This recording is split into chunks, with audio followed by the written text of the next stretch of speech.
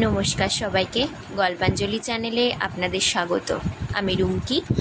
আমার আজকের নিবেদন শীর্ষেন্দু মুখোপাধ্যায় রচিত ছোট গল্প বন্ধুর অসুখ।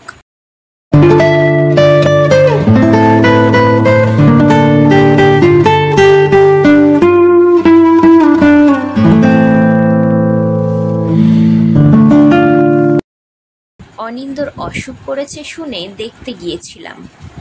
এই প্রথম ওর বাড়িতে যাওয়া। কোনো নিমন্ত্রণ ছিল না, আমরা কেবল খবর পেয়েছিলাম যে ওর অসুখ। অনিন্দ রোগা টিংটিঙে, এক মাথা চুল, খুব সিগারেট খায় আর খলবল করে কথা বলে। অফিসের আমরা সবাই অনিন্দকে মোটামুটি পছন্দ করি, কারণ অনিন্দ ঝগড়া করেই ভাব করতে পারে। সকলের সঙ্গেই তার ভাব আর ঝগড়া লেগেই থাকে। রাজনীতিতে সে উগ্র, ভগবানকে সে কাছায় বাঁধে, তবু তার মন নরম, অল্পেই সে এলিয়ে পড়ে। তাকে নিজের দুঃখের কথা শুনিয়ে বড় আরাম। তার অসুখের খবর পেয়ে আমরা 4 সহকর্মী তার বাসায় যাব ঠিক করেছিলাম। আমি, সুভাষ, সমীর আর আশুতোষ। বড় দূরে অনিন্দর বাসা।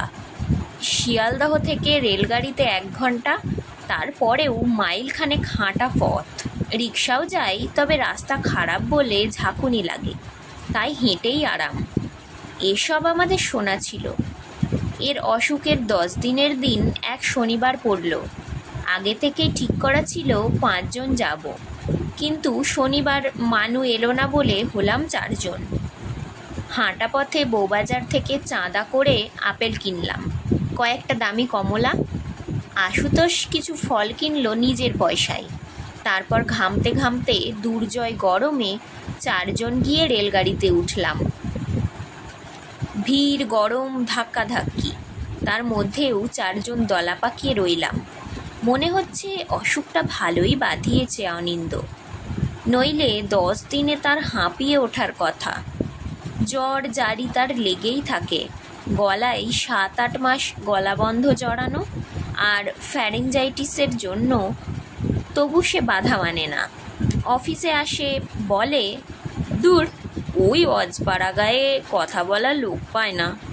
আমি তো রবিবারেও এসে কফি হাউসে আড্ডা মেরে যাই। কতবার তার বাড়িতে যেতে বলেছে অনিন্দ, যাওয়া হয়নি। শহরে আছি 12 মাস, মাঝে মাঝে বাইরে কোথাও একটু যেতে ইচ্ছে করে। জল জঙ্গল, গাঁ গ্রামের টান। অনিন্দর অসুখ হলো বলেই যাওয়াটা ঘটে গেল, নইলে যাচ্ছি করে আরও সময় কেটে যেত। তখন প্রায় 3:45। ঘামে ভেজা জামা কাপড় নিয়ে প্ল্যাটফর্মে নামতেই শরীর জুড়িয়ে বাতাস দিল। প্ল্যাটফর্ম থেকে মনে হচ্ছিল জায়গাটার ভাবসাব শহুরে, কিন্তু সেটা বেশিক্ষণ রইল না। স্টেশনের যে দিকটাই শহরের ভাব, আমাদের যেতে হলো তার উল্টো দিকে, রেল লাইন পেরিয়ে। ইটের এবড়োখেবড়ো রাস্তা, গাছপালার ছায়ায় আচ্ছন্ন। গরুর গাড়ি আর মন্থর রিক্সা একটা দুটো চলছে। রিক্সার ওপর ঝুড়ির পাহাড়, তার ওপর ঠ্যাং মেলে চিত হয়ে আছে গ্রামীণ চাষাভুষো লোক, বিড়ি টানছে। রিক্সাওয়ালারা পায়ে হেঁটে গাড়ি টেনে নিচ্ছে। বোঝা যায় স্টেশনের এপাশে শৌখিন সওয়ারি নেই, রিক্সাও মাল পরিবহনে কাজে লাগে। যেন অসুখ উপলক্ষে নয়, বেড়াতেই এসেছি আমরা। চেঁচামেচি করে 4 জন হাঁটছিলাম। হো হো হাসি আর কলকাতার গল্প। কলকাতার বাইরে ঠিক কলকাতার মতো কিছু নেই, তাই বাইরে এলে কলকাতার লোক কেবল কলকাতার গল্প করে। গাছের নিচু ডাল থেকে লাফিয়ে পাতা ছিঁড়ে এটা ওটা দেখার জন্য মাঝে মাঝে থেমে পথের হদিশ জিজ্ঞেস করে আমরা হাঁটছিলাম। ফেরার খুব তাড়া ছিল না। শুনেছি 10টায় শেষ ট্রেন কলকাতায়, ইচ্ছে করলে সেটাও ধরা যাবে। বাগড়া দিচ্ছিল সুভাষ, ওর একটা বিয়ের নিমন্ত্রণ। আর নিম অরাজি ছিল সমীর। আমাদের মধ্যে একমাত্র সমীরই প্রেম করে। 30 বছরে প্রেমে পড়েছিল, এখন 31 চলছে। আমরা ভেবেছিলাম হয়তো টগরের জন্যই ফেরার তাড়া। সমীর বলল যে তা নয়, ওর ভাইয়ের অসুখ। এক অসুখ রেখে আর এক অসুখ দেখতে এসেছে। গ্রামের আবহাওয়ায় এলেই আমাদের ছেলেবেলার কথা মনে পড়ে। বিশেষত আমার। ছেলেবেলার কথা আমি প্রথম শুরু করলাম, তারপর আর কারো কথাই থামছিল না। মা বাবার গল্প, দাদু ঠাকুমার গল্প, আদর, শাসন, সস্তার দিন আর দাঙ্গা, যুদ্ধ, দেশভাগের আগেকার সব কথা এসে পড়ল। দূর পথ টের পেলাম না। চারিদিকে কচু বন, মাঝখানে পায়ে হাঁটা পথ, আর অদূরে বাঁশের ছেঁচা বেড়ার ঘের দেওয়া একটা টিনের চালওয়ালা বাড়ির সামনে একটা লোক দেখিয়ে দিল, এই বাড়ি। উঠোনে এসে দাঁড়াতেই গ্রাম্য চেহারার দু একজন লোক আর বৌঝি নানা দিক থেকে উঁকি দিল। খালি গায়ে কালো মতো এক আধবুড়ো লোক এসে বলল, আসুন, কলকাতা থেকে আসছেন তো? সম্মতি জানাতেই বলল, অনু ওই ঘরে আছে। উঠোনের চারিদিকে আলাদা আলাদা ঘর, যেন শরিকানার বাড়ি। সব ঘরেরই এক ইটের দেওয়াল, দাওয়া আর টিনের চাল। অদূরে খড়ের গাদা, গোয়াল ঢেঁকি ঘর একটা। টিউবওয়েলের হাতলের ওপর শরীরের সমস্ত চাপ দিয়ে পাম্প করতে গিয়ে একটা বাচ্চা ছেলে শূন্যে উঠে হাত পা ছড়িয়ে নেমে আসছে। দেখতে দেখতে আমরা দাওয়ায় উঠলাম। ঘরের দরজা থেকেই দেখা গেল অনিন্দর রোগা মুখে শেষবেলার লাল আলো এসে পড়েছে। চোখ বুজেছিল সে। লোকটা গিয়ে তাকে ডাকলো।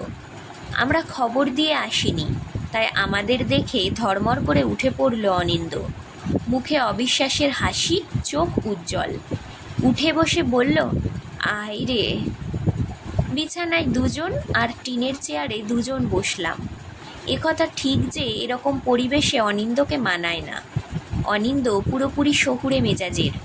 যে টেরিলিন পরে অল্পেই ধৈর্য হারায়, চালাক, সপ্রতিভভাবে চলাফেরা করে, তাকে দেখে আন্দাজ করা শক্ত যে তাদের বাড়িতে ঢেঁকি ঘর আছে কিংবা খড়ের গাদা। যে লোকটা আমাদের ওর কাছে নিয়ে এলো, তার মুখের আর চেহারার আদলের সঙ্গে অনিন্দর মিল আছে। সম্ভবত ওর বাবা। সত্যি বলতে কি, ওরকম বাবাও অনিন্দকে মানায় না। ঘরের আসবাবপত্র ভালো নয়। যে খাটে অনিন্দ শুয়ে আছে, একমাত্র সেই খাটটার গায়েই কিছু সেকেলে কারুকার্য, আর যা আছে তার কোনোটাকেই লোক দেখানো বলা চলে না। সস্তা একটা আলমারিতে ঠাসা বই, আর টেবিলের ওপর পাতা খবরের কাগজের ঢাকনা। ঘরের ওধারে আর একটা চৌকিতে বিছানা গুটিয়ে রাখা, মাদুর পাতা রয়েছে। ঘরের কোণে মেটে হাঁড়ি কলসি, ঝুল থেকে দড়িতে ঝুলছে শীতে ব্যবহার্য লেপ কাঁথার পুটুলি। ইঁদুরের ভয়ে ঝুলন্ত দড়িতে উপুর করা মালসা লাগানো হয়েছে। ঢুকতে না ঢুকতেই এত সব লক্ষ্য করা গেল। অনিন্দ ফুল আর ফলের বাহার দেখে বলল, তোরা যে আমাকে রোম্যান্টিক হিরো বানিয়ে দিলি। আহা, গাড়ির ভিড়ে ফুলগুলো ডলা খেয়ে গেছে রে। জিজ্ঞেস করলাম, তোর কি হয়েছে? সে অনেক কথা, শুনবি? আগে একটু মা বাবাকে ডাকি, আলাপ পরিচয় কর, তারপর। অনিন্দর বাবা সে লোকটা নয়। তার চেহারার ধরনটা একই, আরও বুড়ো, লম্বা, রোগা, ঠোঁটে সেতির দাগ আছে একটু। প্রণাম করতে গিয়ে দেখি ঘোর গ্রীষ্মেও তাঁর পায়ে মোজা, সম্ভবত পায়েও সেতি আছে। খুব কুণ্ঠিতভাবে বিড়বিড় করে কি একটু বললেন। সামান্যক্ষণ দাঁড়িয়ে রইলেন, বললেন, গাড়িতে কষ্ট হয় নাই তো? আচ্ছা, তোমরা বসো, অনুর লগে গল্প করো। আচ্ছা বেশ। বলতে বলতে ভদ্রলোক পালিয়ে বাঁচলেন।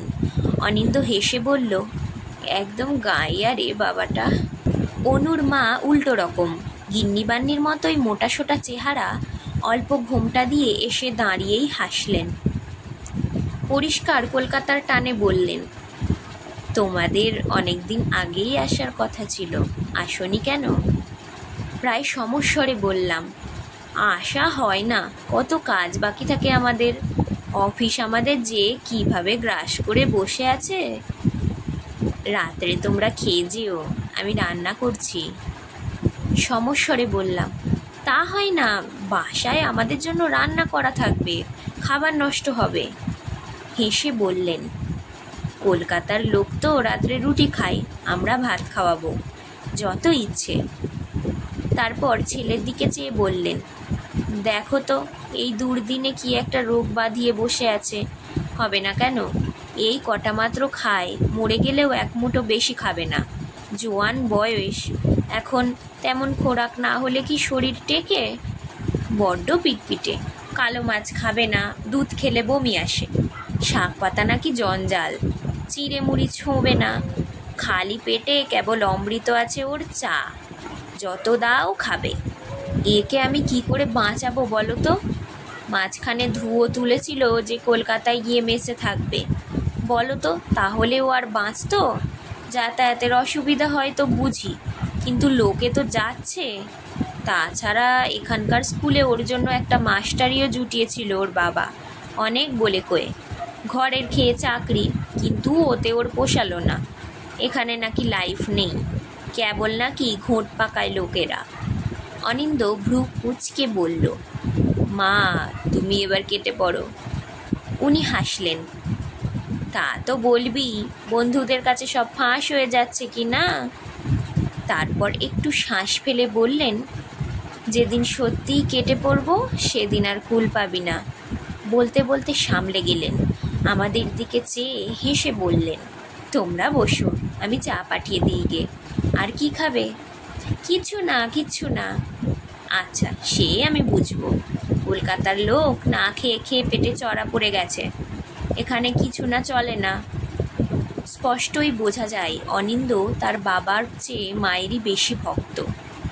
অনিন্দ যখন তার মায়ের দিকে তাকায় তখন তার নিজের মুখ শিশুর মতো হয়ে যায়।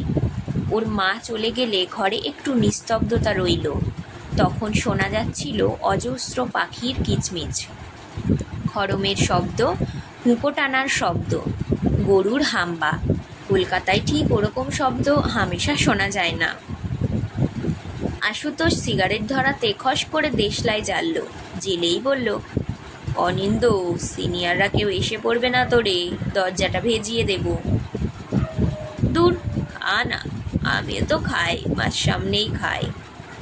বাবা বড় একটা ঘরে আসে না বলে হাসল। বুড়ো আমাকে খুব সমীহ করে চলে, বোধ হয় ছেলেকে খুব লায়েক ভাবে। সমীর বলল, মাসিমাকে বলে দে আমরা রাতে সত্যি খাবো না, আমাকে তাড়াতাড়ি ফিরতে হবে। অনিন্দ চোখ ছোট করে বলল, টগর রানীর হুকুম নয় তো? না রে, ছোট ভাইটার টাইফয়েড। অনিন্দ কনুইয়ে ভর দিয়ে টপ করে সোজা হয়ে বসল, বলল, আর আমার যে টিবি? আমরা সত্যিই জানতাম না, শুনে ভয়ঙ্কর চমকে গেলাম। টিবি? পর মুহূর্তে মনে পড়ল আজকাল ওষুধ আছে, টিবি এখন আর তেমন কিছু অসুখ নয়। তবু কোথাও একটু সংস্কার রয়ে গেছে। চমকে উঠি। ওর বিছানাতেই আমি বসেছিলাম, কেমন যেন অস্বস্তি লাগতে লাগলো। আশ্চর্য, ও কিংবা ওর বাবা মা কেউই ওর বিছানায় বসতে আমাদের নিষেধ করেনি, অথচ করা উচিত ছিল। এখন স্বেচ্ছায় ওর বিছানা ছেড়ে অন্যত্র বসাটাও কেমন খারাপ দেখায়। তাই অস্বস্তি নিয়েই বসে রইলাম। অনিন্দ হাসল, দূর, দুম করে বলে দিলাম। ইচ্ছে ছিল অনেকক্ষণ তা দিয়ে জমজমাটি একটা নাটকের সিচুয়েশন তৈরি করে তারপর রক্তাক্ত সংলাপের মতো করে বলবো কথাটা, হলো না। দূর। সবাই হাসল। আশুতোষ বলল, এটা কবে ধরা পড়ল? অনিন্দ বলল, দিন 10 আগে, যেদিন রিপোর্ট পেলাম সেদিন থেকেই আর অফিসে যায় না। সুভাষ বলল, চিকিৎসা কেমন চলছে? ওই যেমন চলে, ঘড়ি বেঁধে খাওয়া, সকাল বিকেল হাঁটা, গুচ্ছের ফলমূল গিলতে হচ্ছে, ঠাকুর দেবতা প্রণাম করতে হচ্ছে। সকালে এসে পুরুত ঠাকুর কপালে মঙ্গল টিপ না ঘোড়ার ডিম কি পরিয়ে যান। মায়েরই অসুখ বিসুখ হলে আর ব্যক্তি স্বাধীনতা বলে কিছু থাকে না। সুভাষ বলল, এ রোগ তো আজকাল জল ভাত। আমার বোনের দেওর ভুগে উঠল কিছুদিন আগে, তোর মতোই রোগা পটকা ছিল, বিয়ে হতো না চেহারার জন্য, এখন তাগড়া চেহারা হয়েছে, মন মেজাজ ভালো হয়েছে, শিগগিরই বিয়ে হয়ে যাবে। আশুতোষ বলল, দেখিস 2-10 বছরের মধ্যে ক্যান্সারেরও ওষুধ বেরিয়ে যাবে, সায়েন্স সব পারে। তুই তো অনেকটা সেরেই গেছিস অনিন্দ, তোর চোখে মুখে রোগের খুব একটা ছাপ নেই। দূর শালা, অনিন্দ হাসে। আমি সুস্থ থাকলেও লোকে রোগের ছাপ দেখে আমার মুখে, আর এখন তো সত্যিকারের রোগ আমার। গ্যাস দিস না, আমি খুব রোগা হয়ে গেছি না রে রমেন? মাথা নাড়লাম। খুব না, তারপর তো একটু খুঁতখুঁতে আছিস। একে রোগা, তার চেয়ে বেশি রোগা ভাবিস নিজেকে। কাজেই তোকে বলে লাভ নেই। অনিন্দ হাসে। ঠিক, আমি শালা নিজেকে নিয়ে খুব ভাবি, সারাদিনই ভাবি। নার্সিসাস যাকে বলে, বোধহয় সেই জন্যই ভোগানি আমাকে ছাড়ে না। সারা বছর 12 মাস কোলের পোষা বিড়ালের মতো আমার অসুখ লেগেই আছে। একটু গলা ব্যথা করলেই ভাবি ক্যান্সার, পেট ব্যথা করলেই ভাবি আলসার, খুব খুব কেসেই ভয় হলো টিবি না তো। দেখ, শেষকালে সেই টিবি তো হলোই। নিজেকে নিয়ে ভাবতে নেই, কি বলিস?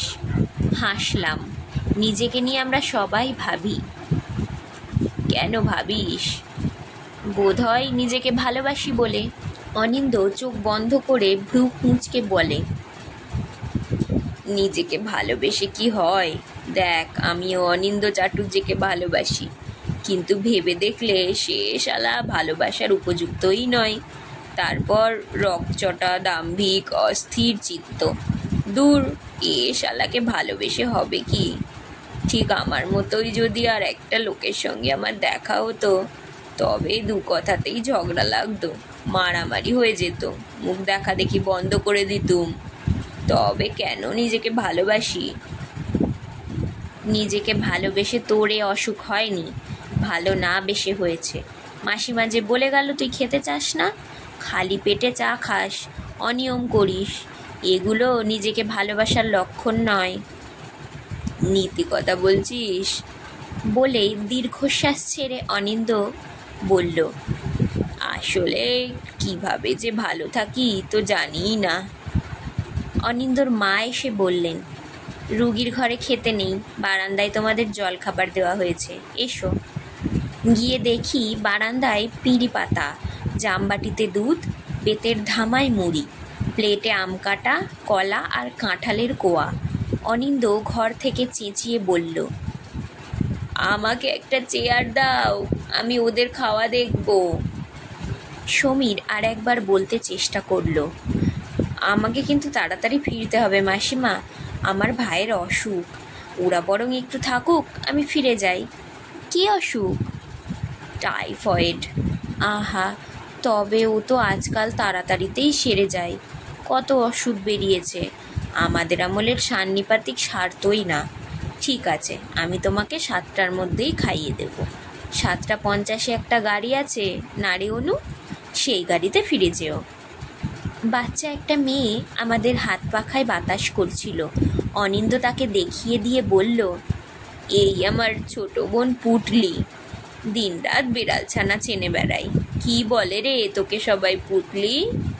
ষষ্ঠী ঠাকুরন বলেই জিভ কাটল। উঠোনে অনেক কাচ্চা বাচ্চা বউ, 2-1জন মুনিশ, গৃহস্থের সংসার। অনিন্দর মা বলল, শান্তি পায় না বাবা, এই দুর্দিনে ছেলেটা রোগ বাঁধালো। অনিন্দ হাসে। ধানের দাম পড়ে গেলে তোমাদের দুর্দিন, কিন্তু ওদের তো দুর্দিন নয়, ওসব বলো না, ওরা বুঝবে না। কি যে বলিস? বলেই অনিন্দর মা হেসে প্রসঙ্গ পাল্টে নিলেন, তোমরা সবাই মাংস খাবে তো? সুভাষ আমিষ খায় না, ছেলেবেলাতে বাবা মারা গিয়েছিল, তারপর থেকে বিধবা মায়ের আওতায় ও মানুষ, মাছ মাংসর স্বাদই জানে না। সে কথা জানাতে মাসিমা বললেন, তোমাকে ছানার ডালনা খাওয়াবো। ঠিক হলো, রাত 7:50 গাড়িতেই সবাই একসঙ্গে ফিরে যাব। হাতে সময় ছিল। আমরা 5 জন কাছে পিঠে একটু ঘুরে এলাম। পুরনো মন্দির, দিঘি, বটগাছ, কিংবদন্তির কবর, এরকম কিছু না কিছু সব গ্রামেই থাকে, সেসব দেখা হলো। ওদের বাড়ির পিছনেই পুকুর, তার বাঁধানো চাতালে বসলাম 5 জনে। অনিন্দ বলল, একটা সিগারেট খাওয়া, অসুখ হওয়ার পর খুব রেস্ট্রিকশান যাচ্ছে, খেতে দেয় না। সিগারেট ধরিয়েই বলল, বোধহয় জ্বর আসছে রে, গাটা দেখ দেখি। দেখে বললাম, একটু আছে, চল ঘরে যাই। অনিন্দ মাথা নাড়ল। না থাক, একটু বসি। গ্রীষ্মের সূর্য তখনও আকাশের প্রান্তে একটুখানি লেগে আছে। দীর্ঘ বেলা। অনিন্দর রোগা মুখে আলো এসে পড়েছে। আমরা চেয়ে আছি। ও বলল, সায়েন্সের কথা কি যেন বলছিলি আশু? খুব এগিয়ে গেছে না কি যেন? আশু হাসল। কেন শালা, তুমি জানো না? জানি জানি, আমার অসুখ সেরে যাবে। সায়েন্স আমার জন্য ওষুধ বের করেছে, সব অসুখের জন্যই করবে। তারপর হাসলো অনিন্দ। কিন্তু আমি শালা কোনো ওষুধ বের করিনি, কারোর রোগ শোক দূর করবার কোনো যন্তর মন্তর বের করিনি। 1 নম্বরের স্বার্থপর, দাম্ভিক, ঝগড়াটে। এই আমাকে দেখ, আমি কিছুই করিনি এ পর্যন্ত। আমার বাবা ক্ষেত খামার করে, জমি বাড়ায়, ধানের দাম কমলে হাই হাই করে। আমি চাকরি করি, টাকা আনি, নিজের জন্য ভাবি। আমার বাবা বা আমি যে বংশ রেখে যাব, তারাও অবিকল এরকমই কিছু করবে। সায়েন্স এগিয়ে গেল বলে আমার শালা গর্ব করার কিছু নেই, তাই না? পরের জন্য না ভাবলে সায়েন্স এগোয় না। আর আমি কেবল শালা নিজের কথা ভাবি। তোকে বলছিলাম না রমেন, নিজেকে ভালোবেসে কি হয়? দূর, নিজেকে ভালো করে দেখলে ভালোবাসাই যায় না। মাইরি, এই রোগটা যখন আমার সত্যি সেরে যাবে, তখন বড় লজ্জা করবে আমার। কি বলছি যাতা? বিশ্বাস কর, সত্যিই লজ্জা করবে। যার জন্য কিছু করিনি, সে যদি হঠাৎ এসে আমার মস্ত উপকার করে, তাহলে যেরকম লজ্জা করে ঠিক সেরকম। বুঝলি রমেন, শোধ দেওয়া না গেলে খুব লজ্জার কথা। আমি সারাদিন শুয়ে শুয়ে ভাবি আর লজ্জায় মরে যাই। মনে মনে লোকজনের কাছে ক্ষমা চেয়ে বলি, দেখো আমার ভিতরে বিজ্ঞান নেই, পরোপকার নেই, সেবা নেই, ভালোবাসা নেই। তবু এই আমাকে আমি সারাদিন ভেবে যাচ্ছি, আমাকে ক্ষমা করো। আস্তে আস্তে বললাম, আমরা সবাই ওরকম হবে। বলে চুপ করে গেল অনিন্দ। আমরা উঠলাম যখন, তখন অনিন্দর জ্বর বেড়েছে, একটু কাশছেও। রাত 7টা নাগাদ আমরা গাড়ি ধরার জন্য বেরোলাম। তখন অনিন্দ শুয়ে আছে ঘরের মধ্যে। দরজা থেকেই ডেকে বললাম, চলি রে অনিন্দ। আচ্ছা। ঘোলাটে চোখ চেয়ে ও হাসলো। আবার বড় দল নিয়ে আসিস, মুরগি খাওয়াবো।